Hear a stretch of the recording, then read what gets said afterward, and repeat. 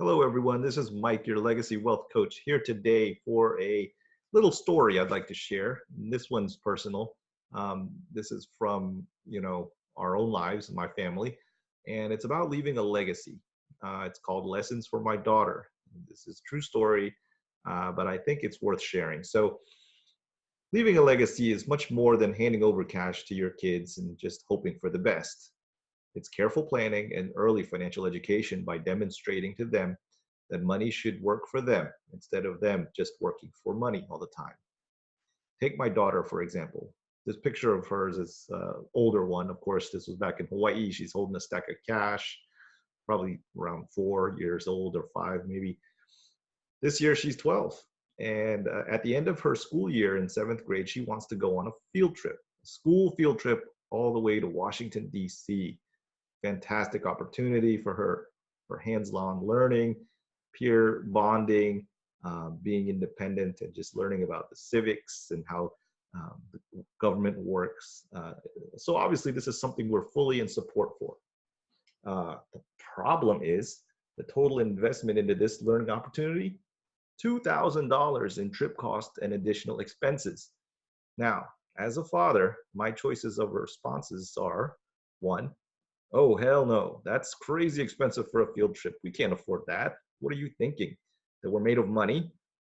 Okay, now this thus trains my daughter to have a scarcity mindset, believing that money is hard to come by.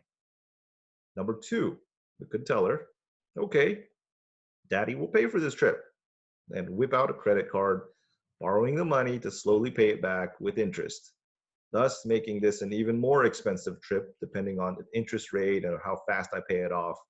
Here, this action will teach her that going into debt to buy things that you can't afford immediately is normal and just a way of life. A third option could be to tell her, sure, we have been diligent savers, so let's open up the checkbook and write a check to pay for this trip, teaching her that we slave, pinch, and save so that we can be prepared for unexpected expenses like this. However, what happens? Well, now your money is gone forever, and we must start again from zero. So the cycle of boom and bust just perpetuates. So think about this. What choice would you have gone with? Now, my actual choice or approach might seem a bit unconventional. Sorry. But here's how we took on this challenge. As a family, we set up our own family cash flow banking system called the Infinite Banking Concept a couple of years back. We had the foresight to do so, and it's been fantastic. So we sat down with our daughter and showed her how much funds are warehoused and under our control through her own policy. And there's actually enough funds in our family bank so that she may request a loan by justifying why she needs the money and how she plans on paying back the money she'll borrow. Also, she must agree to pay back this loan with interest, just like how a normal bank would charge her. We call this being an honest banker. Never steal from the bank, especially your own bank.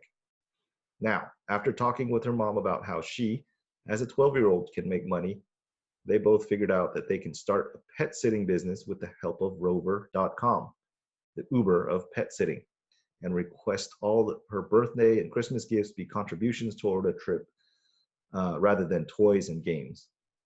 After figuring all this out in early August this year, she made a formal request to us for a $2,000 loan from the family bank and agreed that she will pay back the loan with interest at $2,500. She understands that the additional $500 of interest really goes back towards her bank, which means she will have more money to borrow from in the future. As a result, she's actually excited about paying herself back. Fast forward to December. My daughter has earned enough money from her pet sitting gig and collected a couple $100s from grandparents, aunts, and uncles to pay off her first loan plus interest. Her pool of money is replenished and she has grown, and it's grown larger because her money has continued to earn uninterrupted compounding interest tax-free, like it never left the bank. Through this practical application of acting as her own banker, she now sees the power of how IBC works. Her trip to DC is paid for, plus she now has $2,500 available again that she can borrow to pay for anything else she wants in the future. Now, with valid justification and a loan repayment plan, of course. But her young mind is now already wondering about how she can use the same IBC method to pay for her future car, college tuition, her first condo when she turns 18, or when she decides to start her own business. The seed that we've sown is taking root, and when faced with a financial purchase in the future, she will never have to say the words, I can't afford that. Instead, she will say, how can I afford this? See the difference? May just seem like words, but that's the power of the legacy that I'm leaving behind here. Now, if you'd like more information on how to start this private banking system for your own family or business, you can reach me at legacywealthcoach@gmail.com so I can show you how this can be done and what else it can do for you, your family, or business. Until next time, keep learning, keep earning, and watch out for the next video.